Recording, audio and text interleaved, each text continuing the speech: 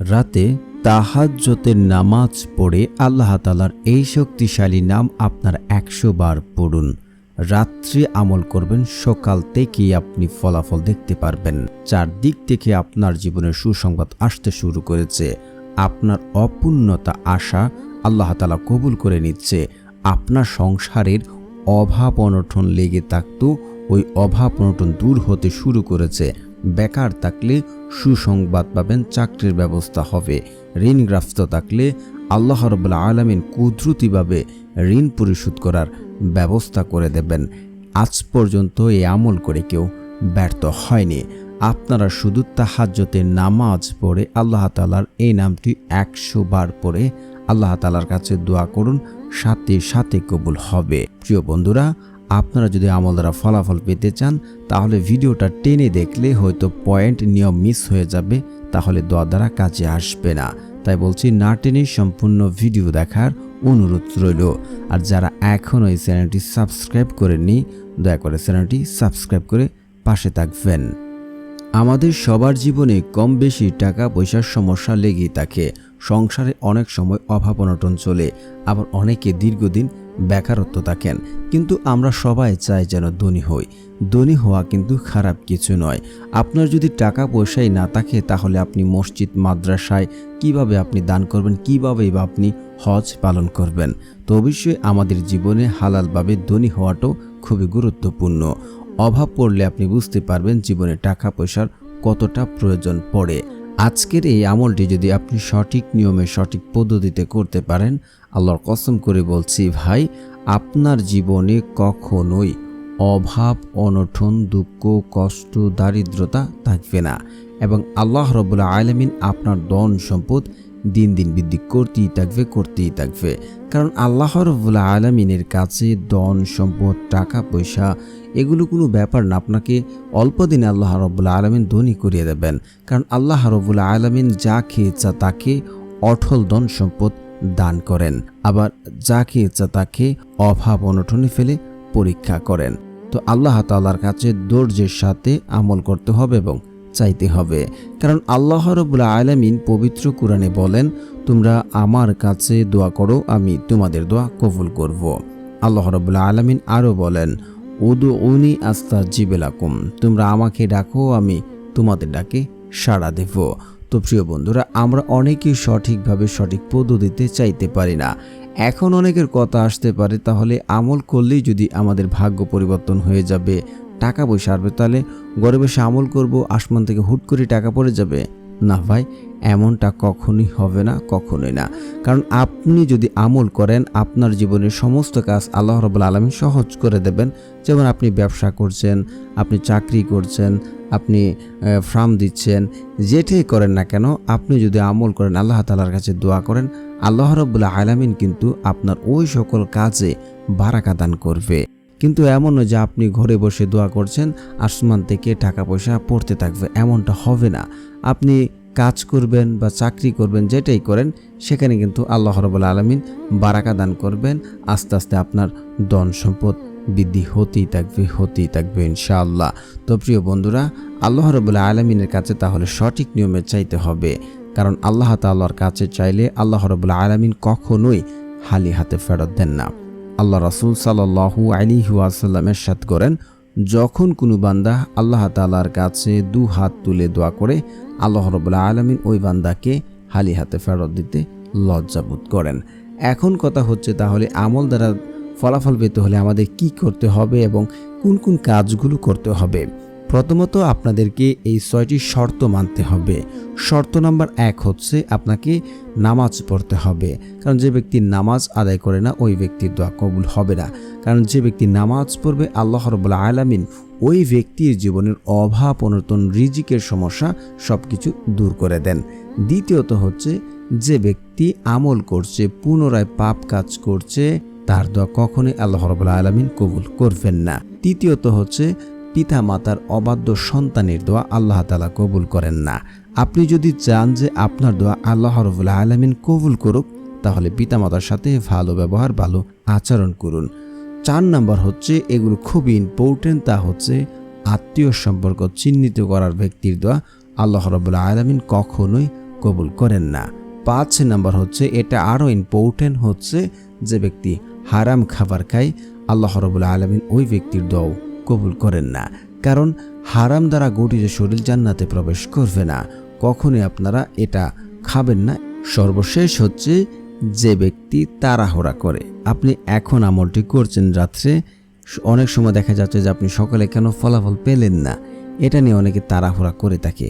তো আমি আপনাকে বলতে চাই, প্রিয় ভাই ও বোন, আপনি যে আমল করছেন, আপনি কিভাবে বুঝলেন যে আপনার দোয়া কবুল হলো না? তার মানে আপনি আগ থেকেই জানেন যে আপনার দোয়া কবুল হবে না, এগুলো দেবে না। এমনটা যদি ভাবেন আপনার দোয়া কোচ্ছিম খালিও দোয়া কবুল হবে না, আপনাকে এমনটা ভাবতে পারবেন না। কারণ আপনি শর্ত এবং নিয়ম মেনে আমল করেছেন, নিশ্চয়টি শর্ত মানে আপনার দোয়া কবুল হয়েছে 100% গ্যারান্টি, নিশ্চিত থাকেন। কারণ দোয়া কবুল মানে আল্লাহ রাব্বুল আলামিন তিন পদ্ধতিতে দোয়া কবুল করে থাকেন। এক হচ্ছে, আপনি টাকা পয়সা ধন সম্পদ যা চাচ্ছেন আল্লাহ রাব্বুল আলামিন সাথে সাথে তা দান করেন। নয়তোবা আপনার জন্য সেই দোয়া আখিরাতের জন্য রেখে দেন। যখন কেউ কাউকে চিনবে না, স্বামী তার স্ত্রীকে চিনবে না, স্ত্রী তার স্বামীকে চিনবে না, সন্তান তার পিতামাতাকে চিনবে না, পিতামাতা তার সন্তানকে চিনবে না, ওই কঠিন মুহূর্তে কিন্তু এই দোয়া কাজে আসবে। তারপরে হচ্ছে সর্বশেষ, আপনি আল্লাহ তাআলা সরাসরিও দিল না, আখিরাতের জন্য তো আমরা জানি না যে সেটা রেখেছে কিনা, কিন্তু দেখা যাচ্ছে যে আপনার জীবনে বড় কোনো সমস্যা, আপনি বড় কোনো অসুস্থতায় পড়তেন, বড় কোনো সমস্যায় পড়তেন, কিন্তু এই দোয়ার ওসিলাতে আল্লাহ রাব্বুল আলামিন আপনার সেই বিপদ আপদ দূর করে দেন। কারণ দোয়ার শক্তি এতটাই যে আপনার ভাগ্য পরিবর্তন করতে পারে কেবল দোয়ার মাধ্যমে, অন্য কোনো পদ্ধতি, অন্য কোনো ওয়ে নেই। কারণ তিরমিজি শরীফের হাদিসে রয়েছে 2139 নম্বরে হাদিস। তো প্রিয় বন্ধুরা, আপনারা শর্ত মেনে থাকেন এবং নিয়ম মেনে আমল করেন, তাহলে এই 3টা থেকে যে কোনো একটা হবেই হবে। এখন কথা হচ্ছে, তাহলে আমরা কিভাবে আমল করব, এই শর্তগুলো আমরা মানব। আমলটি করার জন্য আপনারা সর্বপ্রথম তাহাজ্জুদের নামাজ পড়ে নেবেন, উত্তমরূপে উজু করবেন। কারণ তাহাজ্জুদের নামাজের সময় আল্লাহ রাব্বুল আলামিন নিম্ন আকাশে নেমে আসেন, এসে বান্দাদেরকে ডাকতে থাকেন, কার কি লাগবে, কে অভাবে আছে, কে বিপদগ্রস্ত আছে। এইভাবে আল্লাহ রাব্বুল আলামিন সুবহে সাদেক পর্যন্ত ডাকতে থাকে, ফজরের আজান পর্যন্ত। তো ওই সময় যদি উঠে আমরা আল্লাহ রাব্বুল আলামিনের কাছে দোয়া করি, সাথে সাথে কবুল হবে। কারণ তাহাজ্জুদের নামাজ বান্দার সাথে আল্লাহ সরাসরি সম্পর্ক স্থাপন করেন। তো অবশ্যই আমরা ওই সময় আল্লাহ তাআলার কাছে দোয়া করব। 2 রাকাত বা 4 রাকাত, 8 রাকাত, যত রাকাত আপনার ইচ্ছা তাহাজ্জুদের নামাজ পড়ে নেবেন। পড়ে আপনার নিজে নিজে সিউরিটি নেবেন। এই যে একটু আগে বললাম যে আল্লাহ কি দেবেন, এটা যদি বিশ্বাস না করতে পারেন আমার দোয়া কি কবুল হবে, এমনটা যদিও ভাবেন, তাহলে আপনার দোয়া কবুল হবে না। একটি হাদিসে রয়েছে যে বান্দা আল্লাহর প্রতি যেমন ধারণা রাখেন, আল্লাহ ঠিক তার সাথে তেমন আচরণ করে থাকেন। অবশ্যই আপনারা বিশ্বাস রাখবেন। কারণ সূরা নূহ আয়াত নম্বর 12টা আপনারা যাচাই করে দেখতে পারেন, যে ব্যক্তি আল্লাহর কাছে ফিরে আসবে, তওবা করবে, আল্লাহ রাব্বুল আলামিন ওই ব্যক্তির ধন সম্পদ বাড়িয়ে দেবেন। অবশ্যই আপনারা বিশ্বাস রেখে আমলটি করবেন। কায়ে মনোবাক্যে কান্নাকাটি করে 2 চোখের পানি ফেলে তারপর দোয়া করবেন। ইনশাআল্লাহ আল্লাহ রাব্বুল আলামিন আপনার দোয়া কবুল করবেন। তারপরে হচ্ছে দোয়াটি দ্রুত কবুল হওয়ার জন্য আপনারা পড়ে নেবেন 100 বার ইস্তেগফার। কারণ ইস্তেগফারের বহু বহু ফজিলত রয়েছে। যে ব্যক্তি ইস্তেগফার পড়ে আল্লাহ রাব্বুল আলামিন তাকে মুস্তেজাবুদ দাওয়া বানিয়ে দেন। মুস্তেজাবুদ দাওয়া কাদেরকে বলা হয়? যারা 2 হাত তুলে দোয়া করতে দেরি হয় এবং দোয়া কবুল করতে আল্লাহ রাব্বুল আলামিন 1 মুহূর্ত দেরি করেন না। তারপরে হচ্ছে ওই ব্যক্তির জীবনের অভাব অনটন যদি সংসার থেকে থাকে, সে যদি বেকারত্ব থাকে এবং ওই ব্যক্তি যদি দুনিয়াতে কঠিন থেকে কঠিন বিপদে পড়ে যায়, যে বিপদ থেকে উদ্ধার হওয়ার জন্য পথ খুঁজে পাচ্ছে না, আল্লাহ রাব্বুল আলামিন কুদরতিভাবে তাকে পথ দেখাবেন, তাকে এমন জায়গা থেকে এমন ওষুধ থেকে রিজিক দেবেন সে কল্পনা করতে পারবে না। অবশ্যই আপনারা 100 বার ইস্তেগফার পড়বেন। আস্তাগফিরুল্লাহ, আস্তাগফিরুল্লাহ, আস্তাগফিরুল্লাহ। তারপরে হচ্ছে আপনারা পড়ে নেবেন এই 2টি জিকির 100 বার করে, সুবহানাল্লাহ, সুবহানাল্লাহ, সুবহানাল্লাহ, সুবহানাল্লাহ। তারপরে হচ্ছে পড়ে নেবেন লা ইলাহা ইল্লাল্লাহ, লা ইলাহা ইল্লাল্লাহ। তারপরে হচ্ছে আপনারা পড়ে নেবেন দুরূদ শরীফ। কারণ দুরূদবিহীন দোয়া কখনোই কবুল করা হয় না। রাসূল সাল্লাল্লাহু আলাইহি ওয়াসাল্লামের উপরে যদি দুরূদ না পড়েন, তাহলে সে দোয়া আসমানে গিয়ে ঝুলন্ত অবস্থায় থাকবে। তো যারা পারেন না আমার সাথে সাথে পড়ে নিন, শুনলেও হয়ে যাবে ইনশাআল্লাহ। আল্লাহুম্মা সাল্লি আলা মুহাম্মাদ ওয়া আলা আলি মুহাম্মাদ কামা সাল্লাইতা আলা ইব্রাহিম ওয়া আলা আলি ইব্রাহিম ইন্নাকা হামিদুম মাজিদ। আল্লাহুম্মা বারিক আলা মুহাম্মাদ ওয়া আলা আলি মুহাম্মাদ কামা বারাকতা আলা ইব্রাহিম ওয়া আলা আলি ইব্রাহিম ইন্নাকা হামিদুম মাজিদ। তারপরে হচ্ছে আপনারা একবার সূরা ফাতিহাটা পড়ে নেবেন, তারপর 10 বার সূরা ইখলাস পড়ে নেবেন। তারপরে যারা অভাব অনটনে ঋণগ্রস্ত অবস্থায় রয়েছেন আপনারা এই দোয়াটি 7 বার পড়ে নেবেন।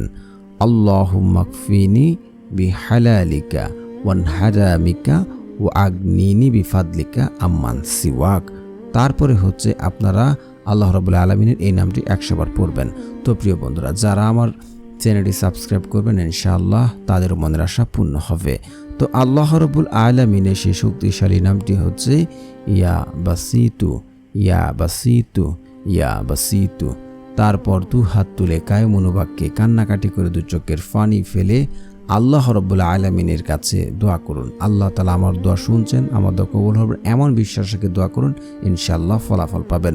তো প্রিয় বন্ধুরা, যারা আমল করবেন অবশ্যই কমেন্টসে আমিন লিখবেন এবং আপনার মনের আশাগুলো কমেন্টসে লিখে যাবেন এবং সকলে আমিন বলবেন, ইনশাআল্লাহ দোয়া কবুল হবে। আমিন আমিন।